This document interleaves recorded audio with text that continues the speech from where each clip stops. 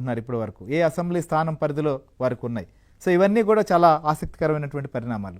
వీటితో మనతో చర్చించేందుకు మా కడప నుంచి శ్రీనివాస్ మనతో పాటు లైవ్లో సిద్ధంగా ఉన్నారు. ఇక కర్నూలులో మొట్టమొదటిసారిగా షర్మిలతో పాటు రాజారెడ్డి రావడం పట్ల అక్కడ స్థానికంగా కావచ్చు, రాయలసీమలో కూడా ఎలాంటి చర్చ జరుగుతోంది అనేది కూడా మనకు సుంకన్న వివరించేందుకు సిద్ధంగా ఉన్నారు. సుంకన్న, ఏంటి ఫస్ట్ టైం కర్నూలు పర్యటనకే రాజారెడ్డి కలిసి వచ్చారు. సరే, కలిసి వచ్చారా లేదా షర్మిలనే తీసుకొచ్చారా అనేది ఇంటర్నల్ అంశం అది.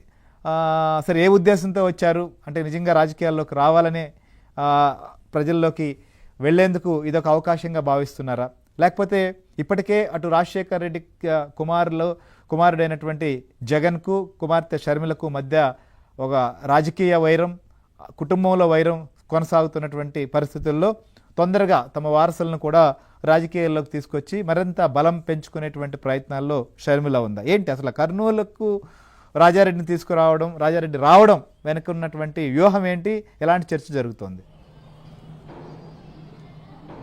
ఎస్ శ్రీహరి, ఏదైతే రాజకీయాల్లోకి తీసుకురావాలనే భాగంగానే ఏదైతే వైఎస్ షర్మిల తన కుమారుడైనటువంటి వైఎస్ రాజారెడ్డిని కూడా ఏదైతే కర్నూలుకు తీసుకొచ్చారో, ముందుగా హైదరాబాద్లోనే ఆమె నివాసంలో తన తల్లి అయినటువంటి విజయమ్మతో తన కుమారుడికి ఆశీర్వాదం తీసుకుని తర్వాత ఆ తల్లి కొడుకు కూడా ఇద్దరు కలిసి ఏదైతే కర్నూలులో ఉల్లిగడ్డల మార్కెట్ను కూడా సందర్శించి రైతులతో పరామర్శించి వాళ్ళతో మాట్లాడిన తర్వాత ఏదైతే మీడియా అడిగినటువంటి ప్రశ్నలకు కూడా వైఎస్ షర్మిల అదైతే ఉదయం నుంచి కూడా చాలా ఉత్కంఠంగా పరిస్థితుల నేపథ్యంలో ఏదైతే ఒక క్లారిటీ అయితే ఇచ్చారు.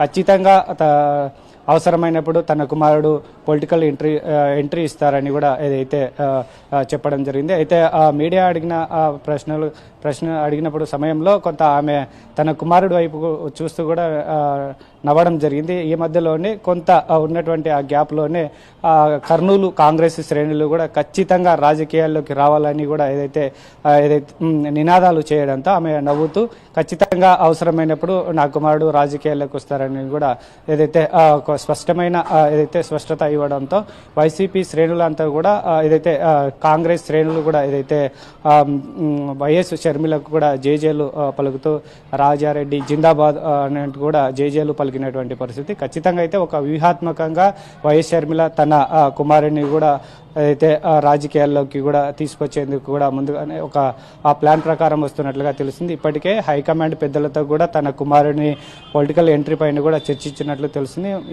ఈ నేపథ్యంలోనే ఇటీవల కడపలో వైఎస్ఆర్ వర్ధంతి వేడుకలకు వెళ్ళినప్పుడు కూడా ఇడుపులపాయలో ఏదైతే వైఎస్ షర్మిల అదేవిధంగా వైఎస్ఆర్ రాజశేఖర రెడ్డికి సంబంధించినటువంటి ముఖ్య సన్నిహితులతో కూడా ఈ విషయాన్ని కూడా ఆమె కొంత చర్చించినట్లుగా తెలుస్తుంది. ఈ క్రమంలోనే ఈరోజు ఏదైతే రైతు సమస్యలపై అదేవిధంగా ఇక్కడ కాంగ్రెస్ పార్టీకి కూడా కొంత బలమైనటువంటి క్యాడర్ ఉంది కర్నూలు జిల్లాలో. సో ఎప్పటి నుంచో చాలా మంది కూడా పార్టీని నమ్ముకొని ఉన్నారు. కాంగ్రెస్ పార్టీకి పెద్ద నాయకులు లేకపోయినప్పటికీ, క్యాడర్ లేకపోయినప్పటికీ, కాకపోతే వైఎస్ఆర్ అభిమానులు కానీ కాంగ్రెస్ అభిమానులు కానీ ఇంకా ఉన్నారు. కాంగ్రెస్ అంటే ఢిల్లీ అంటే కాంగ్రెస్ అనే స్థాయిలో ఇంకా ఎన్నో దశాబ్దాల నుంచి కూడా ఇక్కడ ఒక క్యాడర్ అయితే బలంగా ఉంది. సో ఇటువంటి పరిస్థితుల్లో రాయలసీమ ముఖద్వారం నుంచి, రాయలసీమ గడ్డపై నుంచి కూడా తన కుమారుని కూడా పబ్లిక్కి పరిచయం చేస్తే సో ఖచ్చితంగా కొంత వీలైనంత త్వరగా పబ్లిక్ వెళ్ళేటువంటి పబ్లిక్లో నాంతారనే ఉద్దేశంతోనే తన తల్లి అయినటువంటి వైఎస్ విజయమ్మతో బ్లెస్సింగ్స్ తీసుకొని ఇక్కడికి ఏదైతే తన కుమారుని తీసుకొని వచ్చి ఏదైతే కాంగ్రెస్ పార్టీ ముఖ్యమైనటువంటి ఇక్కడ లీడర్లకు కూడా తన కుమారుని పరిచయం చేసినారు. అయితే ముఖ్యంగా కాంగ్రెస్ పార్టీలో యువ నాయకత్వం రావాలి. అదేవిధంగా కాంగ్రెస్ పార్టీకి కొంత ఓట్ బ్యాంకు కూడా యూత్ నుంచి తక్కువగా ఉంది. సో యూత్ ఓట్ బ్యాంకును కూడా అయితే తన వైపుకు తిప్పుకోవాలి.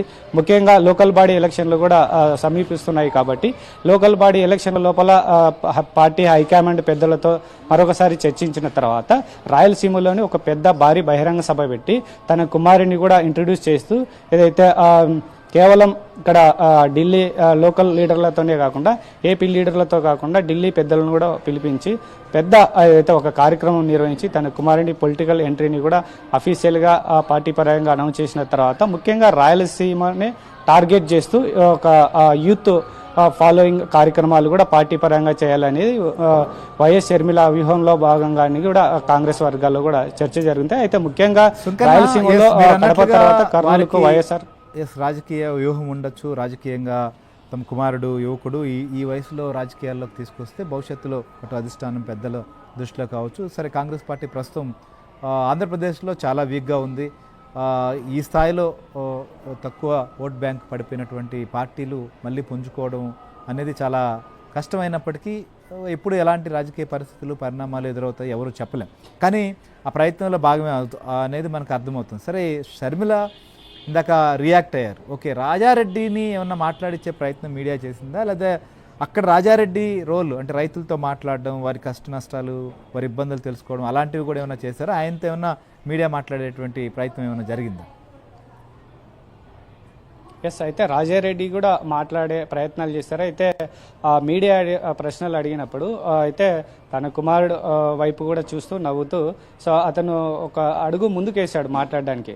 సో ఆ క్రమంలోనే వైఎస్ షర్మిల మళ్ళీ మీడియా ముందుకు వచ్చి మైక్ తీసుకొని తనకు అవసరమైనప్పుడు తన కుమారుడు పొలిటికల్ ఎంట్రీ ఇస్తారని కూడా ఆమె అనౌన్స్ చేయడం జరిగింది. అదేవిధంగా ముందుగా రాగానే వైసీపీ ఏదైతే కొంత ఇక్కడ మొన్ననే రీసెంట్గా వైసీపీ నాయకులు కూడా వచ్చి ఉల్లిగడ్డల రైతులను కూడా పరామర్శించిపోయినటువంటి నేపథ్యంలో కేవలం వారం 10 రోజుల తర్వాతనే మళ్ళీ ఇప్పుడు షర్మిలమ్మ వచ్చి తన కుమారుని ఒక్కసారిగా ఏదైతే జిల్లా కాంగ్రెస్ లీడర్లకు కూడా పరిచయం చేయడంతో ఇక్కడ నుంచే పొలిటికల్ ఎంట్రీ ఇస్తారని అనౌన్స్ చేయడంతో ఒకసారిగా ఏదైతే కర్నూలు జిల్లా రాజకీయాల్లో కూడా బాగా వేడి రాజుకున్నటువంటి పరిస్థితి. ఇది హాట్ టాపిక్గా మారింది. ఒక కర్నూలు జిల్లాలో కానీ రాయలసీమ వ్యాప్తంగా కూడా ఇది బాగా వాడి వేడిగా చర్చ జరుగుతుంది. తన మేనమామైనటువంటి జగన్కు పోటీగా రాజారెడ్డి ఉంటారనేది కూడా ఏదైతే సోషల్ మీడియా అయితేనేమి, అదేవిధంగా రాజకీయ వర్గాల్లో కూడా ఏదైతే మధ్యాహ్నం నుంచి కూడా ఏదైతే ఈ చర్చ జరుగుతుంది. అయితే రాజారెడ్డి కూడా వచ్చి తన తల్లి రైతులతో ఏం మాట్లాడుతుంది, వాళ్ళు ఏం చెప్తున్నారు, ఈమె ఏం సమానం చెప్తుంది అని కూడా క్షుణ్ణంగా ఆయన రైతులతో మాట్లాడలేదు. కానీ కాకపోతే తల్లి మాట్లాడే విషయాన్ని కూడా అంతా కూడా ఆయన ఒక ఐడెంటిఫై చేసుకొని తర్వాత ఆయన మాట్లాడలేదు. కాకపోతే అన్ని విషయాలను కూడా ఆయన ఒక క్రోడీకరించుకొని ఒక అవగాహనకైతే వచ్చారు. అయితే ఈ క్రమంలోనే ఆమె అయితే వైఎస్ షర్మిల కూడా తన కుమారుడి పొలిటికల్ ఎంట్రీ పైన కూడా అనౌన్స్ చేయడం జరిగింది. సో మొత్తం మీద చూసుకుంటే రాజారెడ్డిని ఇక్కడ కర్నూలు గడ్డ పైన కూడా పొలిటికల్ ఎంట్రీ ఇస్తారని అనౌన్స్ చేయడం అనేది కూడా ఏదైతే రాయలసీమ ప్రాంతంలో కూడా బాగా వాడి వేడిగా చర్చ జరుగుతున్నటువంటి పరిస్థితి. శ్రీహరి రైట్ సుంకన్న, ఒకసారి మనం కడపకు కూడా వెళ్దాం. మన కొలీగ్ శ్రీనివాస్ కూడా సిద్ధంగా ఉన్నారు లైవ్లో. ఎందుకంటే